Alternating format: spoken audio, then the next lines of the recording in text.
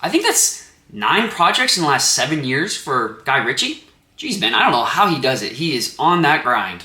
In the Gray is the latest film directed by Guy Ritchie, which for some reason has honestly the worst marketing out of all of his movies, because I didn't know this was in the theaters. I almost missed it. But it follows a dirty lawyer named Sophia, played by Isa Gonzalez, and her 2 hitmen, or bodyguards. They're just kind of her it guys that do everything illegal for her, whatever that may be. But they're both called John and Michael, played by Jake Gyllenhaal and Henry Cavill. And their job, or they're tasked with collecting a very high debt from a evil billionaire, pretty much. Like, I'll just say this from the start, if you like Guy Ritchie's style and his most recent work, I think you'll enjoy yourself a lot. If you don't really like his most recent style, or you just don't like his style in general, this movie isn't going to win you over and you just straight up may not like it. I am a big fan of his old stuff. The first film of his I've ever saw was the Sherlock Holmes films, which I didn't really like, but then I saw The Man from U.N.C.L.E., which I love. I think it's one of my favorite movies of all time. And then I eventually got to see Snatch and Lock, Stock, and Two Smoking Barrels, which I think are terrific films. And I think that's like the height of Guy Ritchie's films.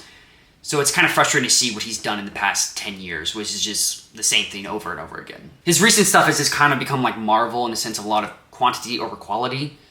And it's just really frustrating to watch that on screen, especially from a director that has made some of your favorite films. I mean, Guy's always been a director that is valued style over substance a lot, which is completely fine. I think it really works in The Man from U.N.C.L.E. and his other films. So I'm not really hating on that, but it just, his stuff is the same. There's no real plot. This film is honestly just the same thing he's filmed for the past 10 years. Like, yes, I'm having a good time, but this is the same thing I just watched.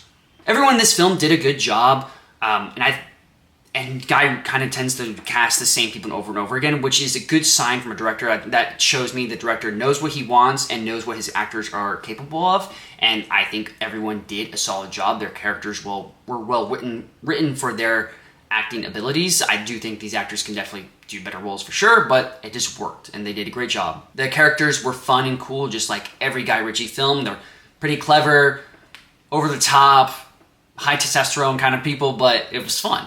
It was nice to see Henry Cavill and Jake Gyllenhaal in a leading role together. I like those 2 actors. I love seeing them on the screen. Isa Gonzalez, I've not really seen much of her work, but I was pretty impressed, and I'd be excited to see more of her. Overall, this is the same film that Guy Ritchie's made for the past 10 years. If you like his most recent stuff, I think you'll really enjoy yourself in this film. If you don't really like his recent stuff and you're a fan of his older stuff, and maybe you just don't like his style overall, this movie isn't going to win you over, and you're just probably not going to enjoy it. But I had a good time just kind of turning my brain off. I'm giving In the Gray a 6.5 out of 10.